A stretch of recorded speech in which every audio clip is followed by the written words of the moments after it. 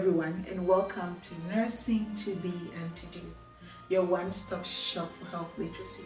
This channel is dedicated to bring your way reasons, rationales, explanations, and what have you regarding health issues. Today I come your way to discuss a perspective of mental health. That's what I'm going to talk about today. We're going to talk about neurotransmitters, chemicals in the brain that can cause us to behave out of normal. Okay, chemicals in our brain that can influence us to behave abnormally. It could be similar to madness. It could be anything because we have no control over those chemicals. How they fluctuate, how they regulate, how they dysregulate, we have no control. But it's a perspective I want to share with you, so that before you send your loved one to the Awuyosofo or to a mushroom church to be tied to a tree, like they used to do several years ago, you think twice, because you further traumatizing your loved one or your son, your brother, your sister. Research evidence points to the fact that neurotransmitters, when they dysregulate in our brain, they cause us to behave weird, which is outside what society expects of us, right? Someone like, behaving like a schizophrenic could be suffering from dysregulated levels of dopamine or serotonin or GABA or glutamate.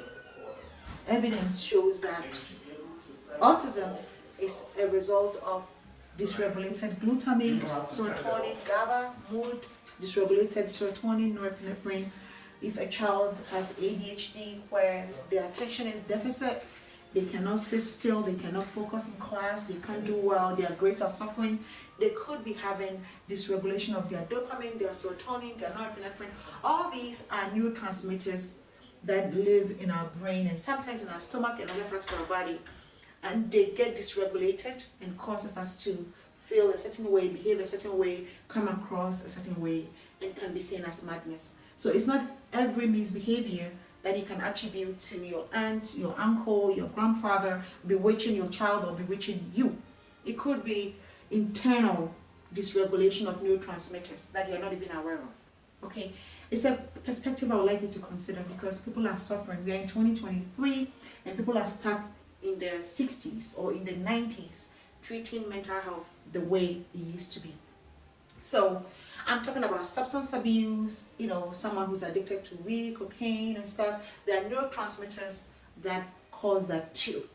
But what they do before they diagnose with a psychiatric problem is they have to rule out whether it's a substance induced or not.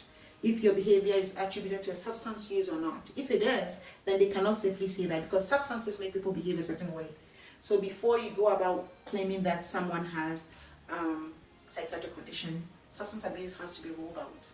Substance abuse is a psychiatric problem itself, which can cause you to behave a certain way, but it has to be ruled out because of the influence it can have on a person to behave in a certain way, right?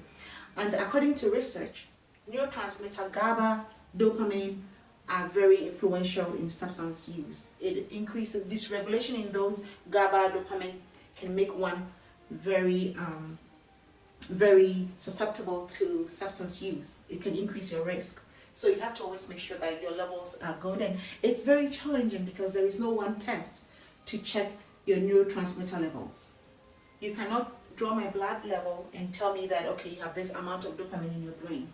Because of that challenge, it makes it hard to fight psychiatric illnesses. But thanks to research, thanks to people who are dedicated to help us thrive, there are discoveries, there are new things coming up, but then they are all written in English. So it makes it harder for people who cannot read English to understand. That's why I have videos in Akanchi too to help my sisters, my brothers, my people to also get some knowledge about these new discoveries, okay?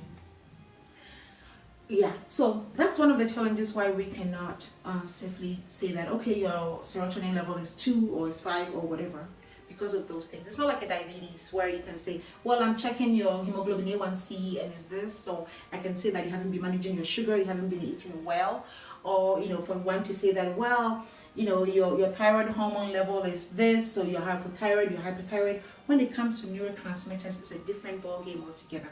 So let's pray and support researchers so they continue to do what they do to help us discover things that will help us evolve as a people and help us live better on this land that the Creator has given us. Okay, it may not be our time, but at least they keep doing it. Okay, posterity will be grateful that we found some stuff and left for them to also continue from where we left off. So at least let's do our best in our own way.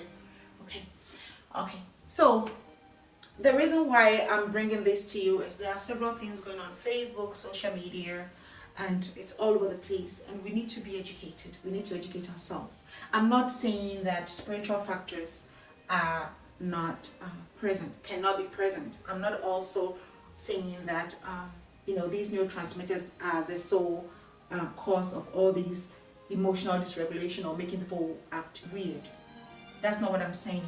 Those may be legitimate, but at least rule out neurotransmitter imbalances first. Okay, before you send your loved one to a shrine to be tied to a tree, before you keep your autistic child in your room, not to come out, because you don't want to be embarrassed or whatever. People behave weirdly. Please rule out medical reasons first.